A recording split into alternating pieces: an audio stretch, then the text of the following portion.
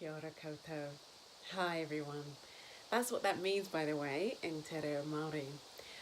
Some of you will remember me.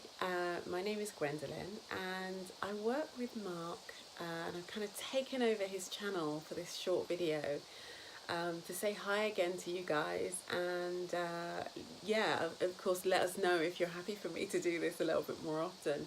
But really just to jump on and greet you all, reintroduce myself and to share some thoughts in regard to our work and where I sit in the Retr-Act family, as it were. So as some of you will know, I am a senior clinician with Retr-Act.com, and so my work, I'm a psychotherapist, and my take on retroactive jealousy is perhaps slightly different to Mark's. And I guess what I bring, because of my background, I'm a psychodynamic psychotherapist, is another perspective, really, I would say. I think the thing that I really value about psychodynamic ways of working is the holistic depth that can be kind of offered in the work, really. And so I think that's a real gift for those who are struggling with RJ. I'll call it RJ for short. And I think with that in mind, I think the thing that I wanted to speak about today was just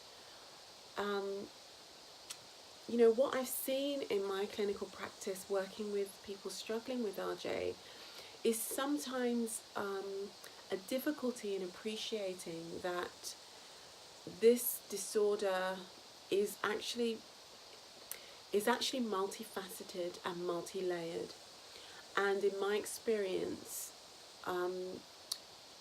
requires time and requires a commitment to the recovery process and kind of a diligence and consistency in the application of what you're taking from therapy. So I guess this video is about some thoughts on how to approach your therapy or your counselling or the support service that you're engaging with, whether that's with us or elsewhere. And I think really just to underscore and underline that in my experience, as I say, maybe someone out there has got a magic wand. Sadly, I don't. I'm pretty sure Mark doesn't either. Have a magic wand for RJ and recovery. In my experience, it does take some time. And you know, I think this is part of the difficulty sometimes in that, and I think particularly perhaps when this is the first experience somebody's had of anxiety and all the kind of really tumultuous feelings that go with RJ, if life has kind of sailed along until this point in your life where you're suddenly like, oh my God, I can't get over it. I can't get over my partner's past, her sexual past or his sexual past, then it's a shock to the system. And it's understandable that there is this deep desire to just get over it really quickly, and maybe it will happen in 1 or 2 sessions and I'll be fine. And I've noticed this kind of magical thinking around recovery. But you know, I'm here to tell you, honestly, I've not seen that happen, right? So I think it's important to have in mind that you're going to need to give yourself time.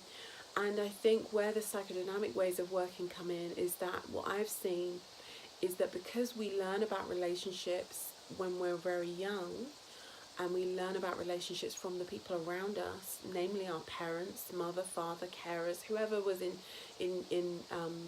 kind of looking after you and in your orbit when you were growing up, that's where we learn about how to be in the world, and that's where we learn about relationships, including intimate ones, and from the care we receive from our parents. Sometimes I find, or have experienced in my clinical work, that the roots of RJ are actually there. There are some seeds that we can learn from kind of unpacking some of that early life. And again, I find that there can be resistance to this. And you know, I'm here to say I get it. I really get that. You know, it's not an easy thing to go into therapy. I think really few people are able to persist in deep work, because it takes a lot of courage. It really requires, for us as human beings, to delve into that part of us that is resilient and patient, and all of these sort of lofty ideals, that we're required to draw on in order to stay with the process and not give up. And obviously that is bound into the relationship that you can develop with whoever your support person is, whether that's a psychotherapist like me, or a counsellor, or, you know, someone in the team, for example, the Retr-Act team. It might not be a psychotherapist, it might be a counsellor, it might be that you're having more of a mentor-mentee relationship with someone. But either way, in my experience, you need to give it time.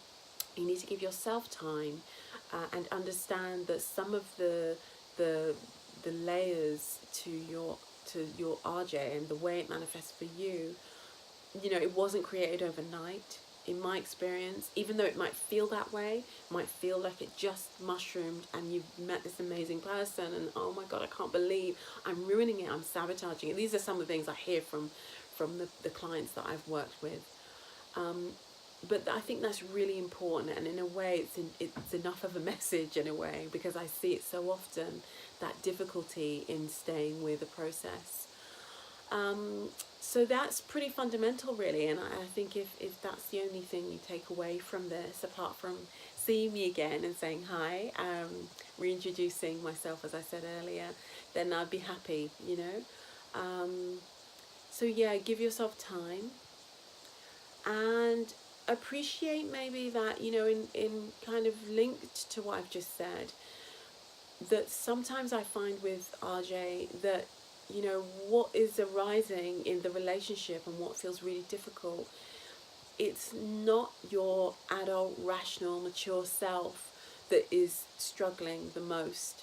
Actually, sometimes we find in the work that when we unpack things, the feelings, the rawness, the pain and the agony and the intensity seems to link back to an earlier time in that person's life.